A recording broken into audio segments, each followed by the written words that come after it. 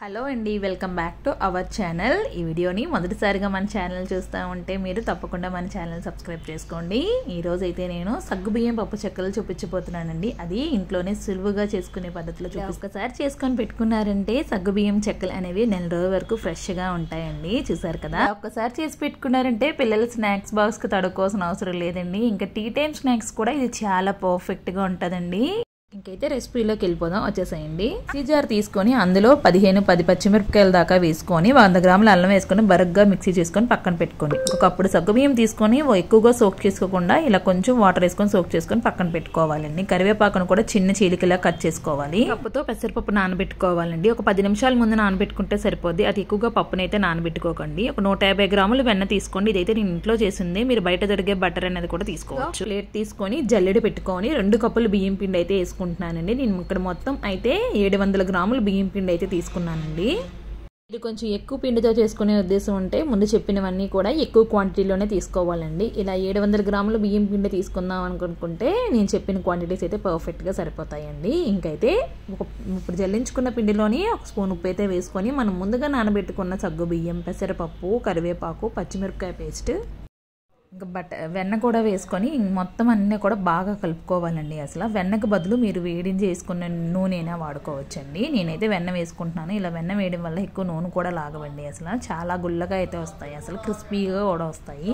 ఎప్పుడైనా తప్పకుండా ట్రై చేయండి. ఇలా మొత్తం పొడి ఇంగ్రీడియంట్స్ అన్నీ కూడా బాగా కలుపుకోవాలి. చూపిస్తున్న విధంగా కలుపుకున్న తర్వాత నేనైతే చల్ల నీళ్ళే పోసుకుంటున్నానండి. వెన్న ఉంది కాబట్టి మనకి వేడి వాటర్ అయితే అవసరం లేదు. చల్లటి నీళ్ళే పోసుకున్నా సరే క్రిస్పీగా కూడా వస్తాయండి.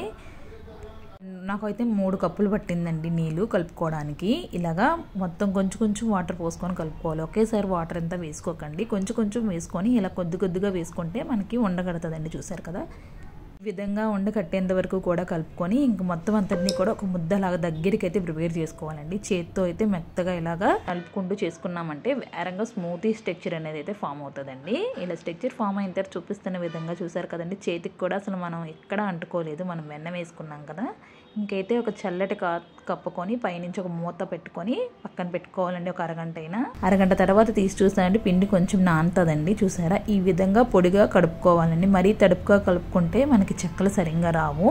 అన్నిటినీ కూడా ఒకే సైజ్ బాల్స్ కింద తయారు చేసుకున్నారంటే అన్ని చెక్కలు కూడా ఒకే సైజ్ అయితే వస్తాయండి. ఇలా బాల్స్ తయారు చేసుకొని ముందైతే పట్టేసుకోండి. అయితే చెక్కల పీట మీద అయితే నేను ప్రిపేర్ చేస్తున్నాను. చెక్కపీట లేనప్పుడు కవర్ మీద అయినా చేసుకోవచ్చండి. చెక్కలు కవర్ మీద కూడా చేసుకోవచ్చు. ఇంకా చెక్కపీట మీద అయితే ముందు ఆయిల్ గ్రీస్ చేసుకోవాలి. గ్రీస్ చేసుకొని మనం ముందుగా ప్రిపేర్ చేసుకున్న బాల్స్ ఒకదాని తర్వాత ఒకటి పెట్టి పైనుంచి ప్రెషర్తో నొక్కున్నామంటే చెక్కలన్నీ కూడా రౌండ్గా అయితే వచ్చేస్తాయండి.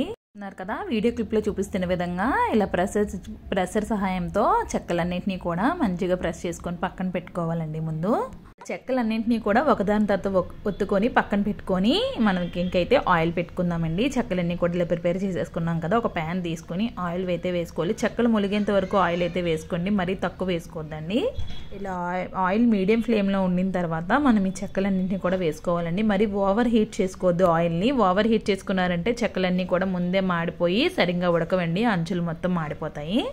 చెక్కలన్నింటినీ కూడా మీడియం ఫ్లేమ్లోనే దగ్గరుండి ఇలాగా వేపుకోవాలండి. అసలు లేకపోతే మొత్తం అన్ని కూడా మాడిపోతూ ఉంటాయి. అసలు ఇలాగా అంచులు బ్రౌనిష్ కలర్లో వచ్చాయంటే చూసారా, నూనె అంతా కూడా చల్లారిపోయిందంటే మన చెక్కలు ఇంక పర్ఫెక్ట్గా రెడీ అయిపోయినట్టేనండి. చూసారా, స్ట్రక్చర్ కూడా ఎంత పర్ఫెక్ట్గా వచ్చిందో, కలర్ కూడా అంతే పర్ఫెక్ట్గా వస్తుందండి. అసలు ఇంకా బ్యాచెస్ వైజ్గా ఇంక ఒకదాని తర్వాత ఒకటి అన్ని కూడా ఇలాగే వేపుకోవాలండి కదండి. ఈ విధంగా అన్నిటినీ కూడా ఒకదాని తర్వాత ఒకటి వేసుకొని మీడియం ఫ్లేమ్లోనే అడ్జస్ట్ చేసుకోండి. ఆయిల్ని మాత్రం హైలో కానీ పెట్టుకుంటే చెక్కలన్నీ కూడా ఇలా పూర్తిగా ఆయిల్ చల్లారిన తర్వాత మన చెక్కలన్నీ కూడా పర్ఫెక్ట్గా రెడీ అయిపోయినట్టేనండి. ఇంకా ఒక్కొక్కటి తర్వాత ఒక బ్యాచ్ తర్వాత ఒక బ్యాచ్ నెమ్మదిగా ఇలా ఫ్రై చేసుకున్నారంటే ఇంకా మన చెక్కలన్నీ కూడా పర్ఫెక్ట్గా రెడీ అయిపోతాయండి. చూసారు కదా, ఇంత పర్ఫెక్ట్ స్ట్రక్చర్ అయితే వస్తుంది మన చెక్కలకి. ఈ విధంగా అయితే ఫ్రై చేసుకోండి. సగ్గుబియ్యం కూడా ఎక్కడ విరగకుండా పప్పు కూడా పర్ఫెక్ట్గా కుక్ అయిందండి. అసలు మీడియం ఫ్లేమ్లో పెట్టుకోవడం వల్ల చెక్కలు చూసారా రంగు మారకుండా మనకి ఈవెన్గా అంతా ఒకే కలర్లో వచ్చింది కదండి. ఇలా ఎప్పుడైనా ట్రై చేసి చూడండి, పర్ఫెక్ట్గా కుదురుతుంది. మన క్రంచీ పప్పు చెక్కలు అయితే ఇంక రెడీ అయిపోయాయండి. చూసారు కదా, అక్కడక్కడ సగ్గుబియ్యం కనిపిస్తూ అలా పంట కింద పెసరపప్పు తగులుతూ చాలా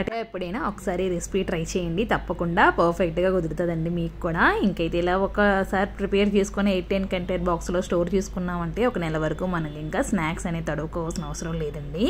మీరు కూడా ట్రై చేసి నాకు కామెంట్ సెక్షన్లో కామెంట్ చేయండి ఎలా వచ్చిందో. ఇంకైతే వీడియోని అయితే లైక్ చేయండి, కుదిరితే ఛానల్ని సబ్స్క్రైబ్ చేసుకోండి. ఇంకైతే మళ్ళీ కలుద్దాం.